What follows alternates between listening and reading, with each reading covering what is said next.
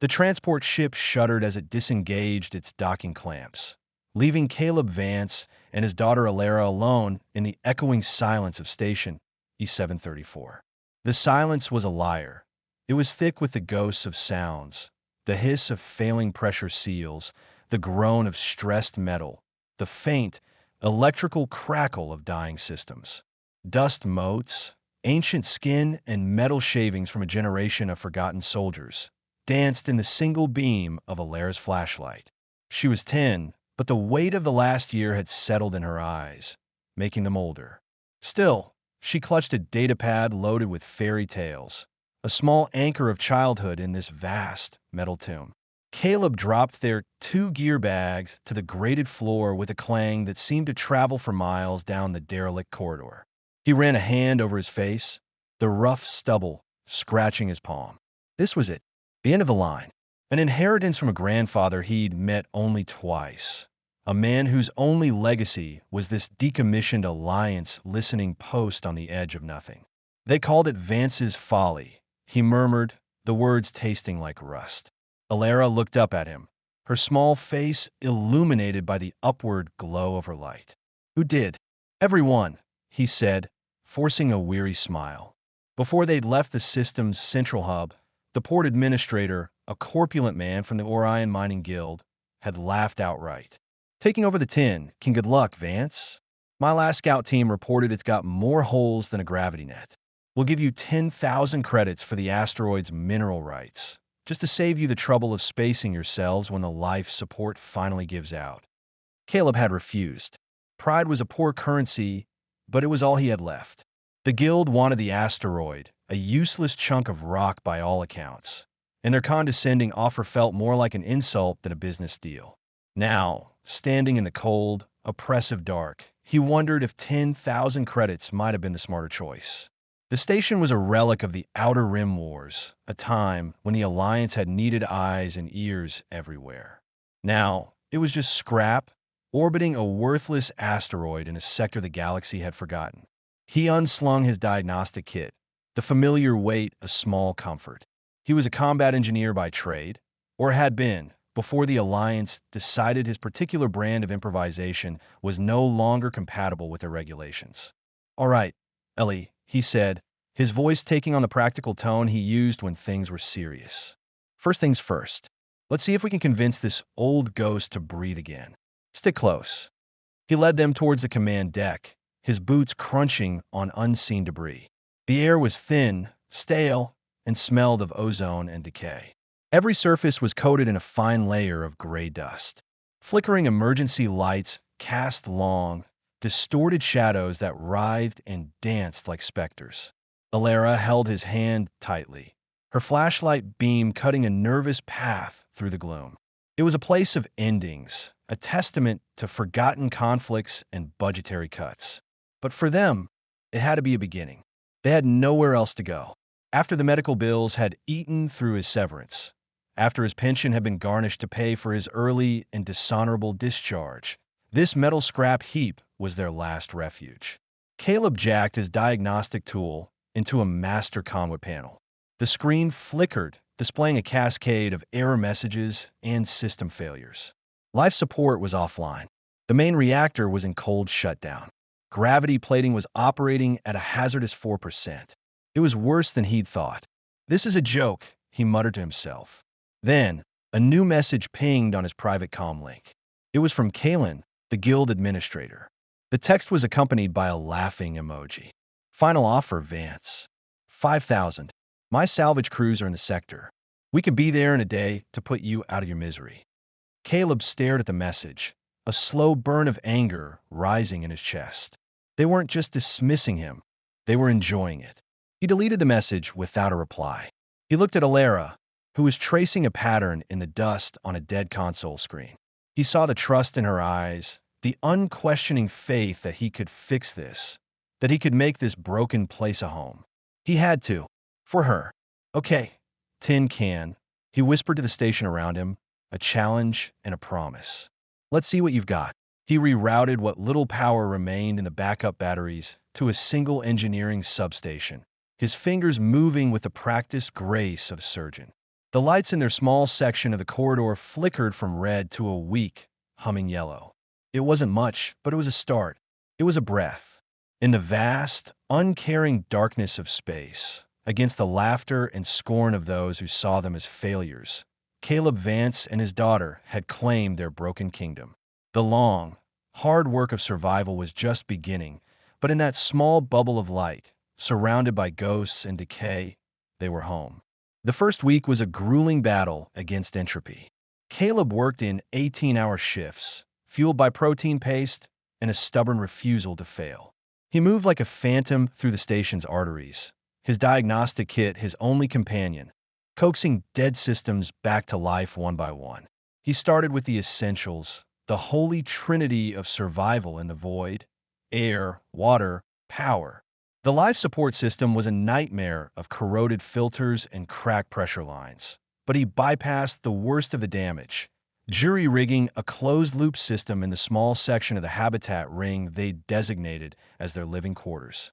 The air became breathable, losing its stale, metallic tang and taking on the clean, sterile scent of recycled oxygen. Next was the water reclamation unit. He spent 2 days dismantling, cleaning, and reassembling the ancient centrifuge, replacing hardened gaskets with synthesized sealant from his kit. When the first drops of clean, potable water trickled from the dispenser, he felt a surge of triumph that was almost intoxicating. The main reactor was the real beast. It was a 5th-generation cold fusion core, a model so old it was practically a museum piece. Modern engineers would have decommissioned it on site, but Caleb understood its archaic beauty.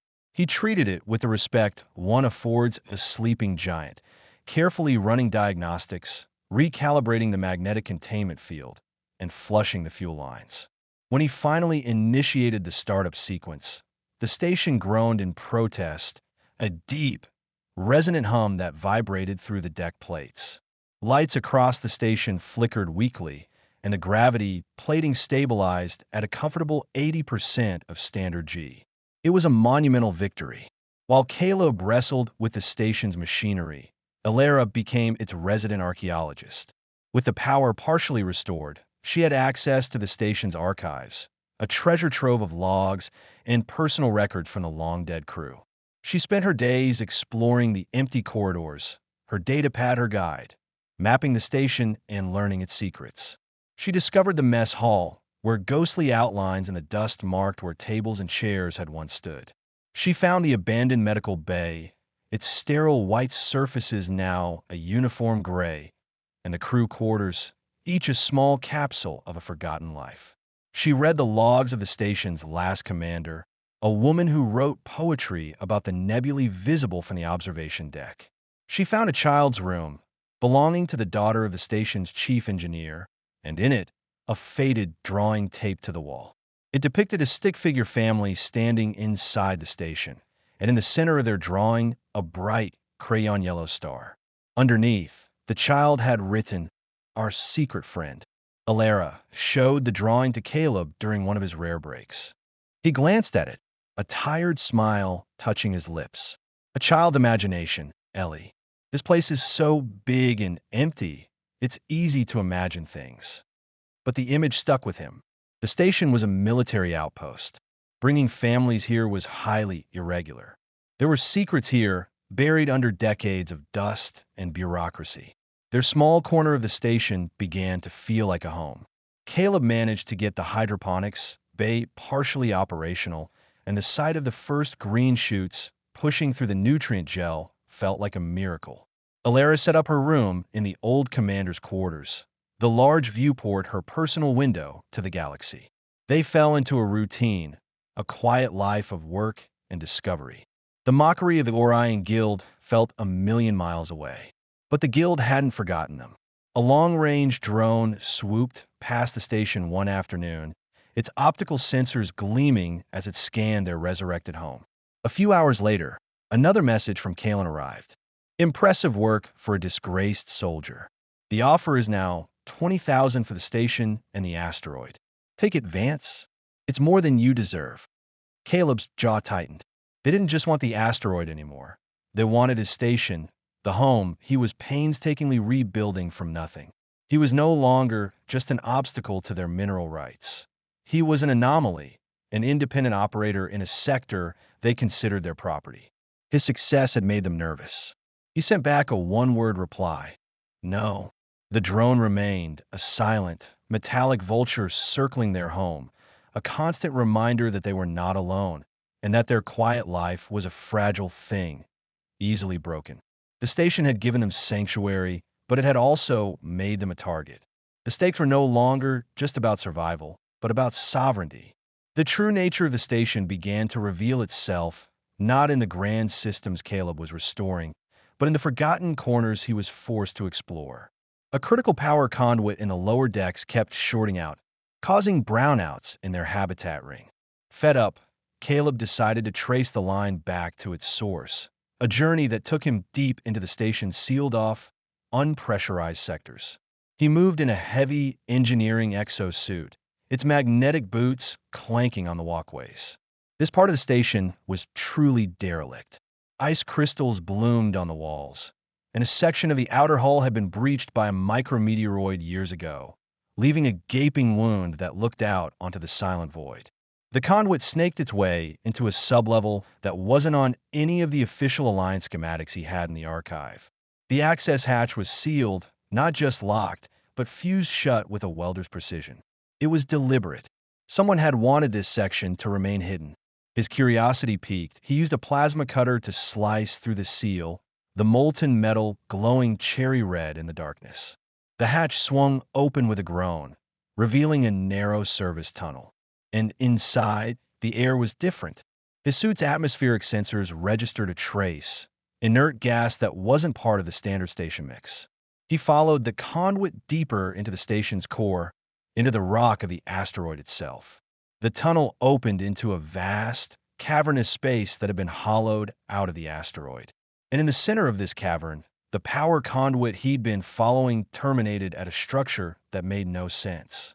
It was a spherical device, about 3 meters in diameter, made of a smooth, dark material that seemed to drink the light from his helmet lamp. It wasn't Alliance technology. It was sleek, seamless, and utterly alien. A faint, almost subliminal hum emanated from it, the source of the strange power signature he'd been chasing. It was drawing a tiny, almost undetectable amount of energy from the station's reactor, just enough to keep itself in a state of hibernation. His heart hammered against his ribs. This was the station's secret.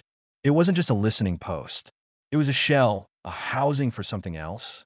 While he stood there, awestruck and unnerved, Alera's voice crackled over his private comm. I found something else. In the commander's personal logs. It's an audio file encrypted. Can you play it for me? Caleb asked, his eyes still fixed on the black sphere. The commander's voice, calm and measured, filled his helmet. Final entry. Project Chimera is a success. The specimen has been successfully integrated into the station's core. It entered a dormant state upon installation. The engineers say its power draw is negligible. They believe it can remain stable indefinitely. The true purpose of E-734 is now classified above my clearance level. All I know is that we are no longer just soldiers. We are custodians. May God have mercy on our souls.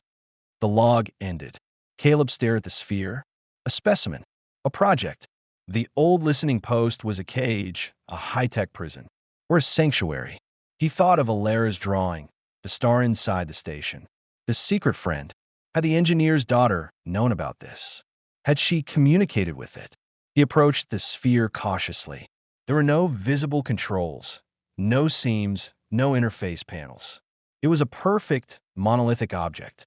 As he got closer, the faint hum intensified, and a pattern of soft, blue light traced across its surface. The pattern was complex, shifting, almost organic. It wasn't a warning.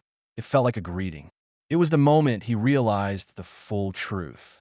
The Orion Guild didn't just want the asteroid for its minerals. Their long-range scans must have detected the faint, non-standard energy signature of the sphere. They had no idea what it was, but they knew it was unique, and that meant it was valuable. They hadn't been mocking him. They had been trying to trick him. to bully him into selling a priceless artifact for pennies. His grandfather hadn't just left him a derelict station. He had left him a responsibility. He was the new custodian. The game had changed. This was no longer about a father and daughter trying to find a safe place to live. It was about protecting a secret that had been kept for over 50 years, a secret that a powerful corporation was now determined to steal. And standing in the cold, silent cavern, Caleb knew he would not fail. The discovery of the sphere, which he and Alara had begun calling Warden, changed everything. Their home was no longer just a collection of pipes and wires. It had a heart, a secret soul sleeping in its core. Caleb's focus shifted from simple restoration to active protection. He spent days studying the cavern, reinforcing the sealed entryway, and trying to understand the nature of the entity within. He dared not try to interface with it directly, fearing he might damage it or wake it in a way he couldn't control. For now, its dormant state was a blessing, hiding its true nature from the Guild's prying sensors. He knew the Guild's circling drone wasn't just watching. It was performing deep-range scans, trying to pinpoint the source of the energy signature. He had to mask it. He began a new, frantic project, creating a ghost. Using his engineering skills, he started manipulating the station's power grid, creating dozens of small, fluctuating energy fields throughout the asteroid. He turned the entire rock into a cacophony of false signals, a shell game designed to confuse the Guild scanners and hide the single, true signal of Warden in a sea of noise. It was a desperate, exhausting gamble, a constant chess match against an opponent with far more resources. While Caleb worked, Alara became the de facto historian and, in a strange way, the first new generation communicator. She spent her time with the old logs, particularly those of the engineer's daughter, a girl named Lily. Lily's logs weren't technical. They were diary. She wrote about her star friend, how it would sing to her in her dreams with pictures of light, how she had helped her father design the special key to its room. Alara found Lily's old sketches, filled with intricate geometric patterns and strange, flowing symbols. "Dad, look," she said one evening, pointing to a drawing. It showed the black sphere, but with lines of light connecting it to a control panel. On the panel were symbols that matched the ones in her sketches. "I think this is the key. It's not a password. It's a song." Caleb looked at the complex drawings. It was a language, just as the Sentinel in the deep had used a language of light. A language based on intuition, harmony, and patterns, not on logic and code. It was a language a child could understand better than a soldier.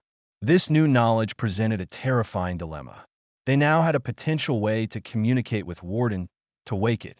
But waking it would be like setting off a flare in the dark. The energy surge would be impossible to hide. The Guild would know instantly that they had found something extraordinary, and their circling would turn into an outright assault. For now, the key had to remain unused. Their best defense was to keep the giant sleeping.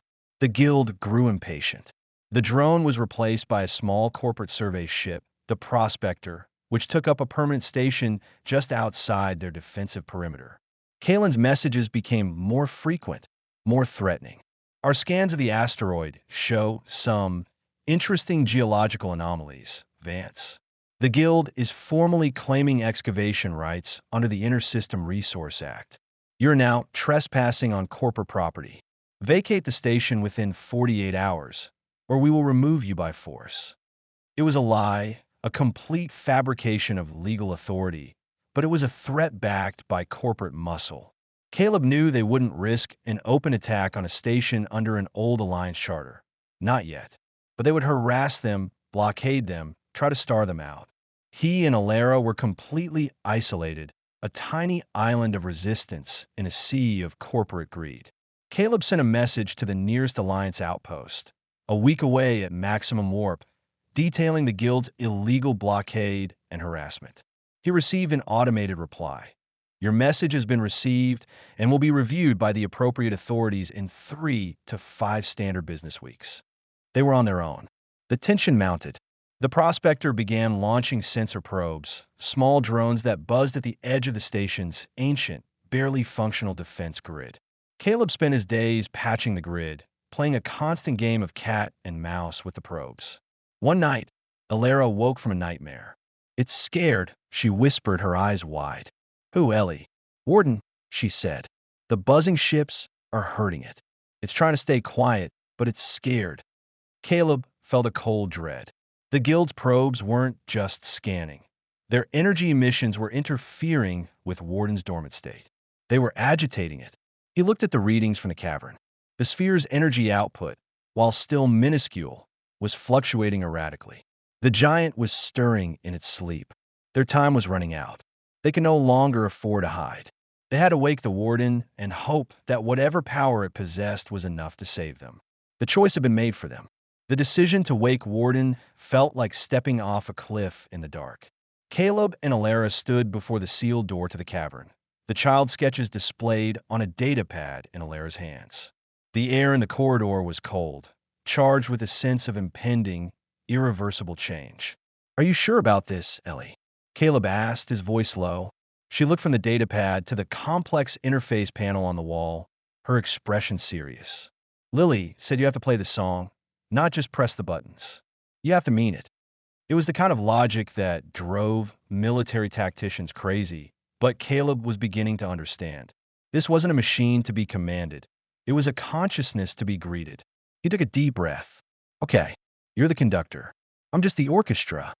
Alara began to trace the patterns on the datapad, humming a soft, melodic tune. Caleb mirrored her movements on the large, glowing interface, his fingers dancing across the symbols. He wasn't just activating a sequence.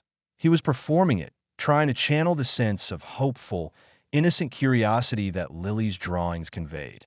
For a long moment, nothing happened. The panel remained inert. Then, a soft chime echoed through the corridor, and the symbols began to glow in sequence, a wave of soft blue light washing over them. The massive, hidden door slid open with a whisper of ancient, frictionless mechanics. The cavern was different now. The black sphere was no longer dormant. It pulsed with a gentle, internal light, and the hum was louder, a resonant bass note that vibrated in their chests. As they stepped inside, the light from the sphere intensified, and the air shimmered. Images, soft and ethereal, bloomed in the space around them. They saw nebulae being born, planets forming from spinning dust, and strange, crystalline structures growing in the void. They were seeing Warden's memories. It was a builder, an ancient, semi-biological AI from a civilization that had seeded life across the galaxy millennia ago. It wasn't a weapon or a power source. It was a terraformer, a gardener, its purpose to create, not destroy. The images showed a great conflict, a war against a destructive force that consumed and corrupted, and how Warden had been grievously wounded, crashing onto this asteroid to enter a long, healing slumber. The station, built by the Alliance years later, had unknowingly become its incubator, its simple fusion reactor providing the trickle of energy needed to sustain its slow recovery. The activation sent a wave of energy outwards, a ripple in the fabric of space-time. It was a polite, gentle announcement of its awakening, but to the Orion Mining Guild's sensors, it was a volcanic eruption. On the bridge of the Prospector, Kalen stared at his screens, his condescending smirk replaced by a look of stunned disbelief. The energy readings were off the charts, unlike anything he had ever seen. The worthless asteroid was a treasure chest beyond his wildest dreams. All hands to combat stations, he commanded, his voice shaking with greed. That station is now the primary asset. I want it, and I want it now. Back in the cavern, the idyllic visions vanished, replaced by a schematic of the station and the approaching guild ship. Warden was communicating a threat. It was awake, but it was weak, its healing process far from complete. It had no weapons, no offensive capabilities. Its only defense was the station itself. Caleb's mind raced. He was a combat engineer, not a fleet commander. But he knew this station better than anyone. He knew its strengths, its weaknesses, its ghosts. Warden, he said, speaking to the sphere, I need access to all station systems. Everything. Decommissioned, redundant, offline. I need it all. The sphere pulsed in acknowledgement. Consoles flickered to life around the cavern, displaying system controls that hadn't been seen by human eyes in 50 years. He was at the helm of the tin can, and a storm was coming. He could see the guild ship launching its first wave of attack drones. He had minutes to prepare. He looked at Alara, who stood by the sphere, her hand resting on its warm, smooth surface as if comforting a friend. He felt a surge of fierce, protective love. They had laughed at him. They had mocked his home. Now, they were trying to take it. Okay, Kalen, Caleb muttered, his hands flying across the newly activated controls. You want our home. Come and get it. The derelict space base, the forgotten relic, was about to show the galaxy what it was truly made of.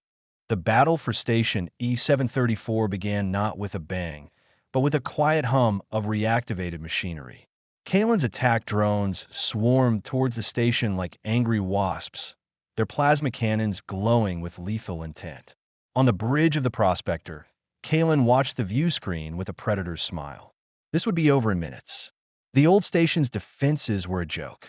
Caleb, his face illuminated by the glow of the command console in Warden's cavern, watched their approach with a calm he didn't feel. Okay, Warden, he said, let's wake up the ghosts. His first command wasn't to a weapon, but to the station's network of magnetic docking clamps.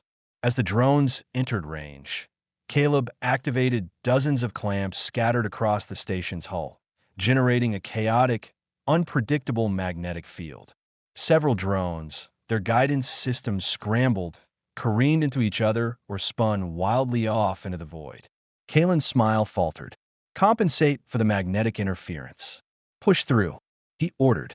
The remaining drones corrected their course and opened fire. Bolts of superheated plasma slammed into the station's hull, peeling away layers of rusted plating and sending showers of molten metal into space. The station shuddered under the impacts. Hull integrity in Sector 4 is failing, Warden communicated, not with words, but with a direct feed of structural data into Caleb's console. I can feel it. It hurts. Just hold on, Caleb muttered. He brought up his next surprise. The station was built inside an asteroid, a fact Kalen had dismissed as a liability. Caleb saw it as a shield. He accessed the station's original construction archives, activating the massive excavation drills that had been dormant for decades. Deep within the asteroid, the drills roared to life, not to dig, but to vibrate. They sent a massive seismic shockwave through the rock, dislodging a cloud of smaller asteroids and debris that had been clinging to the main body. The drone swarm was suddenly flying through a dense, high-speed minefield. More drones were obliterated, their plasma fires striking chunks of rock instead of the station. He's using the asteroid itself as a weapon. Kalen snarled, his frustration mounting. Deploy the boarders. I want that command center. Take him out, Vance. A heavy boarding shuttle detached from the Prospector, its thrusters burning hot as it made a direct run for the station's main hangar bay. This was the real threat. If they got inside, it was over. They're coming for the hangar, Caleb said. Warden, can you seal the blast doors? A feeling of regret flowed from the sphere. The doors were too old, their mechanisms seized with corrosion. They wouldn't close in time. Caleb's eyes scanned the schematics frantically. The hangar was a lost cause. But that didn't mean he couldn't make their entrance an unpleasant one. He accessed the hangar's atmospheric controls and the fire suppression system. It was an old, chemical-based system designed to snuff out flames by flash freezing the entire compartment. The boarding shuttle blew through the outer hangar doors with a percussive blast and settled onto the deck. A squad of heavily armed guild mercenaries stormed out, their weapons ready. The moment their boots hit the deck, Caleb triggered the fire suppression. A deafening hiss filled the hangar as thousands of gallons of cryogenic fluid erupted from the walls and ceiling. The temperature dropped to 100 degrees below zero in seconds.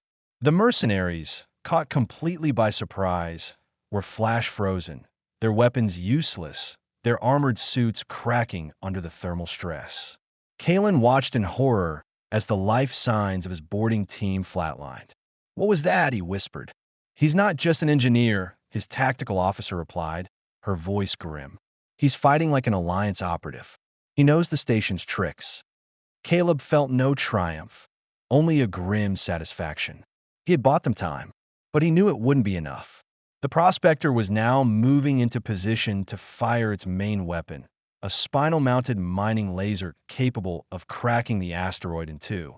They couldn't dodge it. They couldn't block it. This was the endgame. "Warden," he said, his voice quiet. "Is there anything left? Any last trick up your sleeve?" The light from the sphere pulsed weakly. It showed him an image, the main fusion reactor. Then it showed him the rare nanomaterials that laced the asteroid, the ones Warden used to heal itself. Then it showed him the two combining. It was an insane idea, a desperate, one-in-a-million gamble. It could overload the reactor and destroy the entire station. But it was all they had. You want to turn the whole station into a what? Caleb breathed. Warden's response was a feeling of calm, calculated certainty. It wasn't a weapon. It was a transformation. "Okay," Caleb said, turning to Alara. "I need you to stay right here with Warden. No matter what you hear or feel, don't be scared. We're just redecorating." He began inputting a complex series of commands, rerouting the reactor's entire energy output into the asteroid's core, where the nanomaterial concentration was highest.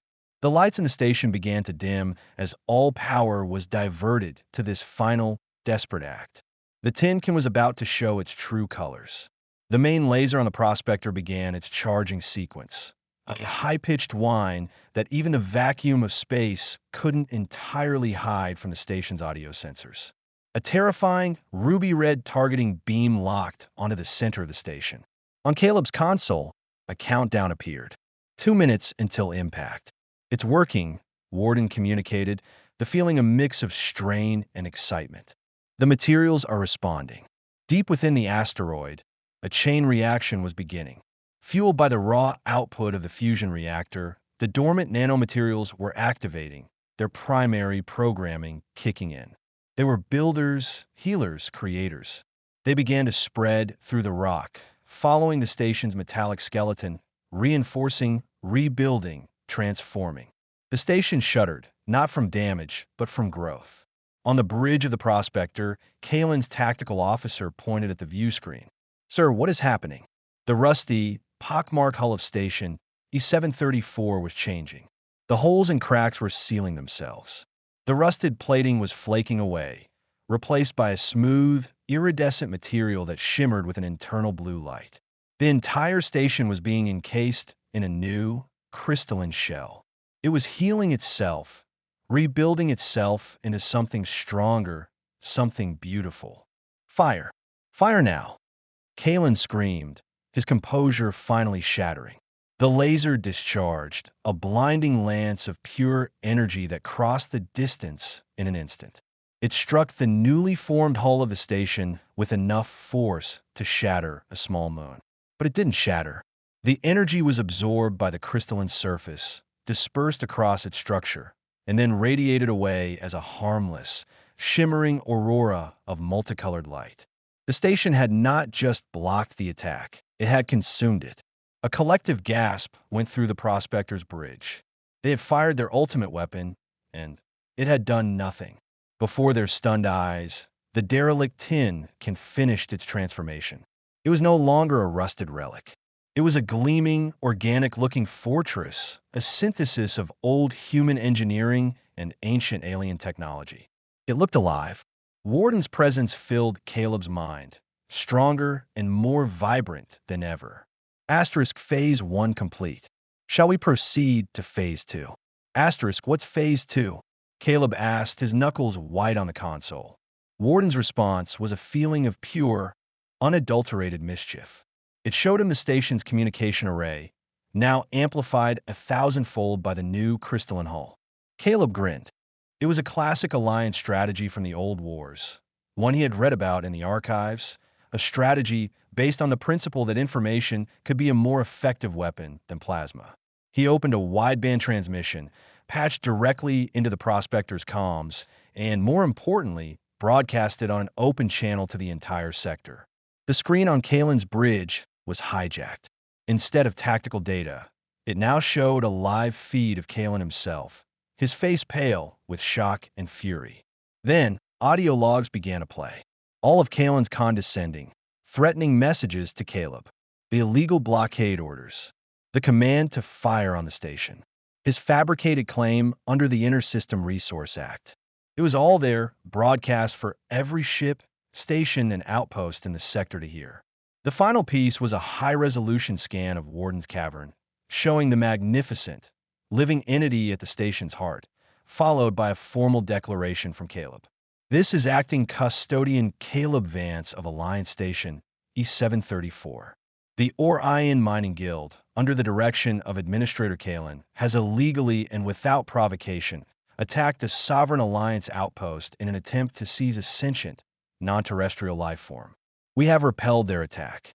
A full report, along with all unedited logs, is being transmitted to Alliance Command. Any further acts of aggression will be met with appropriate countermeasures. The transmission ended. A stunned silence descended over the bridge of the prospector. Kalen's comm link exploded with frantic calls from his superiors at the guild. He had been exposed. He had attacked an Alliance station and tried to capture a sentient alien, all on an open broadcast. His career was over. His freedom was likely next. The prospector, its mission a catastrophic failure, turned and fled, its thrusters burning with shame.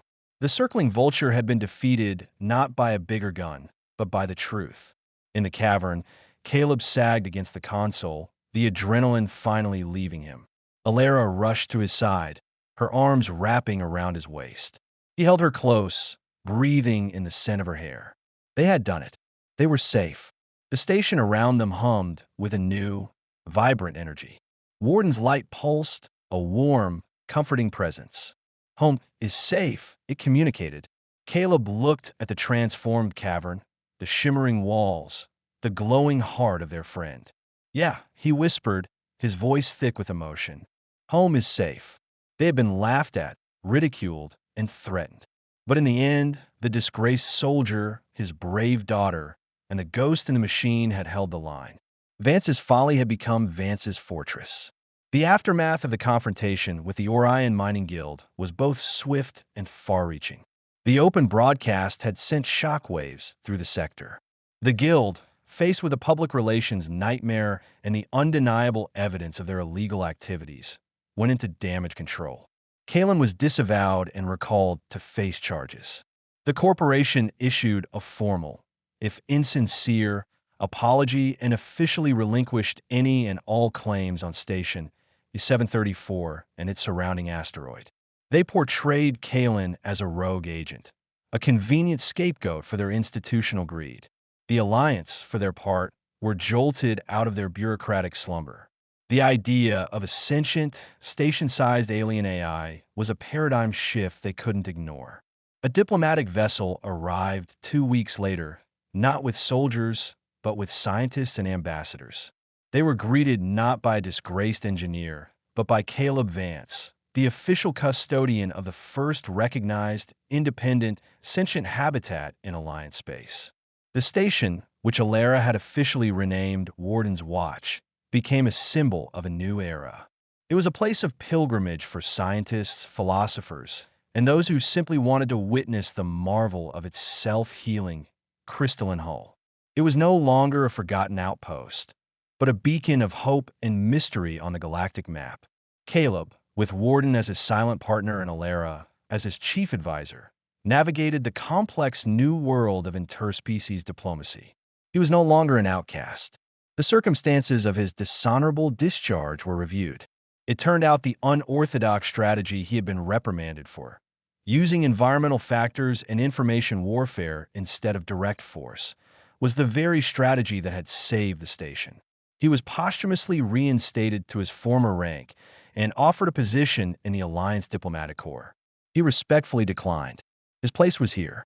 He had found his true calling, not as a soldier of the Alliance, but as a guardian of Warden. He and Alara were Warden's family, its bridge to the human race. The station itself continued to evolve. Under Warden's guidance, and with Caleb's engineering know-how, it grew.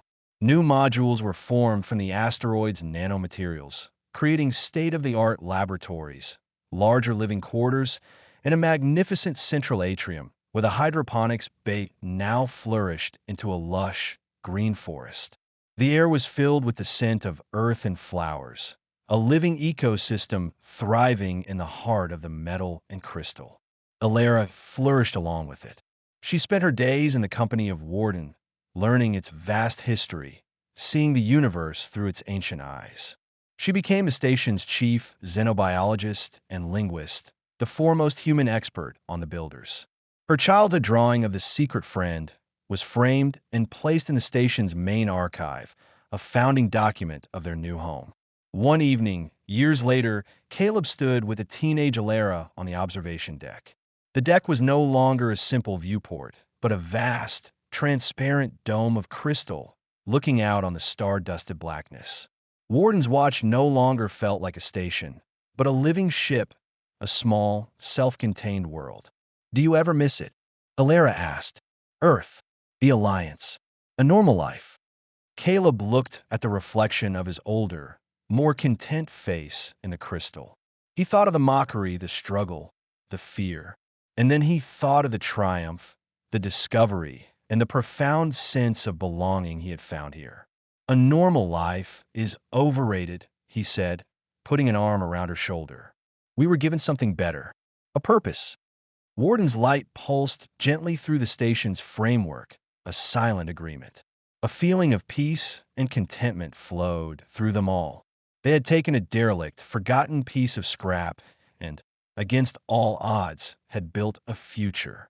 The laughter of their detractors had long since faded, replaced by the quiet, steady hum of a home that was truly alive. In the grand, sprawling story of the galaxy, they were a tiny footnote. But for the disgraced soldier, his daughter, and their ancient starborn friend, they were the whole story. And it was a story that was just beginning.